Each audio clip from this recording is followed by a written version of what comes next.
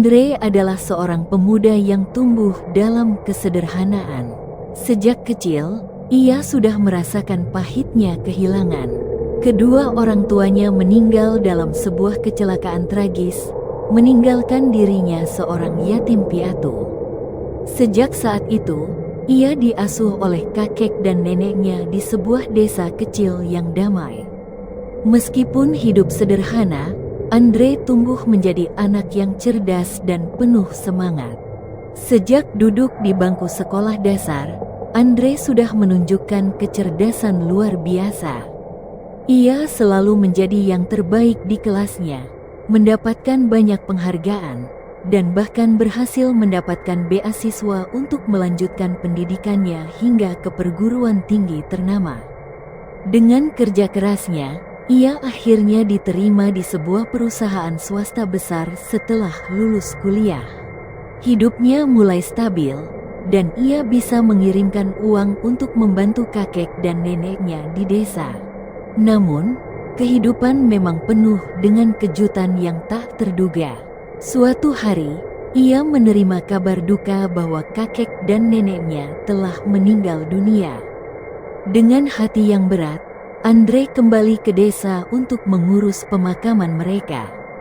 Setelah prosesi pemakaman selesai, Andre menemukan sebuah warisan dari kakeknya, sebuah jam gantung kecil yang tampak sudah sangat tua. Entah mengapa, ia merasa harus membawanya kemanapun ia pergi. Hari demi hari, jam gantung itu selalu berada dalam genggamannya. Tanpa disadari, hidupnya mulai berubah.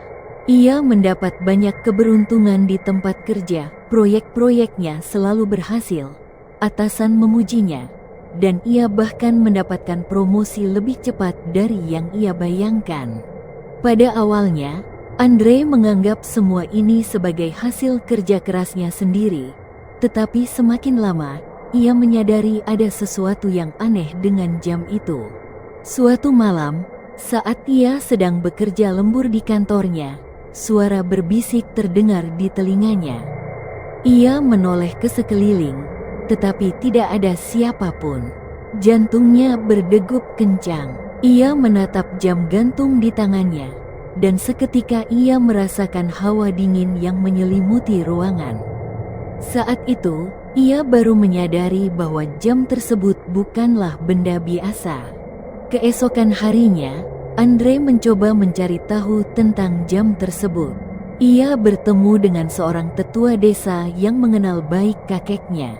Dari pria tua itu, Andre mengetahui bahwa jam gantung tersebut telah menemani kakeknya sejak muda. Jam itu ternyata memiliki penghuni gaib, sesosok jin yang telah mengabdi kepada kakeknya. Jin tersebut bukanlah makhluk yang jahat, tetapi ia membawa keberuntungan bagi pemilik jam tersebut. Andre merasa bimbang. Di satu sisi, keberuntungan yang ia alami selama ini bisa jadi berasal dari keberadaan jin tersebut. Namun, ia tidak ingin bergantung pada sesuatu yang tidak ia pahami sepenuhnya. Ia ingin sukses karena usahanya sendiri, bukan karena bantuan makhluk gaib. Dengan tekad yang bulat, Andre mulai mengurangi ketergantungannya pada jam itu. Ia lebih memilih untuk berserah diri kepada Tuhan dan berusaha dengan kemampuannya sendiri. Namun, keputusan ini tidak mudah. Setelah ia mulai menjauhkan diri dari jam itu, berbagai kesulitan mulai datang. Pekerjaannya di kantor menjadi lebih berat, beberapa proyeknya gagal, dan ia mulai merasa tertekan.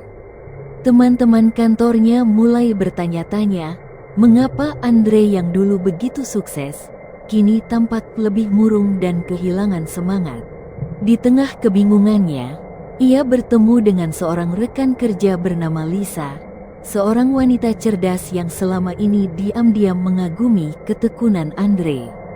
Lisa adalah orang yang selalu mengandalkan usaha dan doa dalam menjalani hidupnya.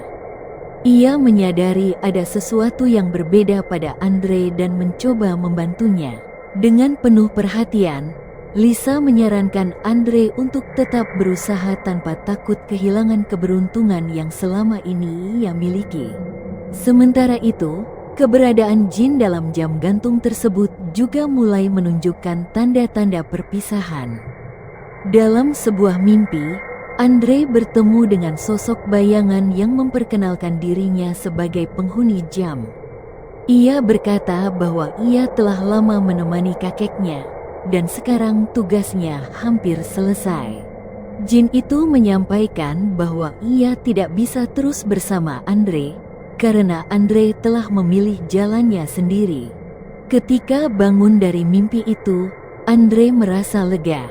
Ia akhirnya mengerti bahwa keberuntungan sejati bukan berasal dari sebuah benda atau makhluk gaib, melainkan dari kerja keras, kejujuran, dan keyakinannya kepada Tuhan. Dengan semangat baru, ia kembali berjuang di tempat kerjanya. Meski tanpa keberuntungan instan, ia berhasil membuktikan bahwa ia mampu meraih kesuksesan dengan usahanya sendiri. Hidup Andre kembali normal, tetapi ia kini lebih percaya diri dan tidak takut menghadapi tantangan.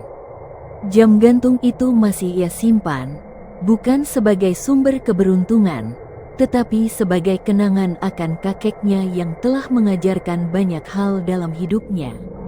Jam itu bukan lagi benda yang mengendalikan takdirnya, melainkan simbol dari perjalanan hidupnya yang penuh pelajaran dan makna. Dan dengan itu, Andre melangkah maju, menghadapi dunia dengan keyakinan bahwa segala sesuatu dalam hidupnya ada dalam genggamannya sendiri.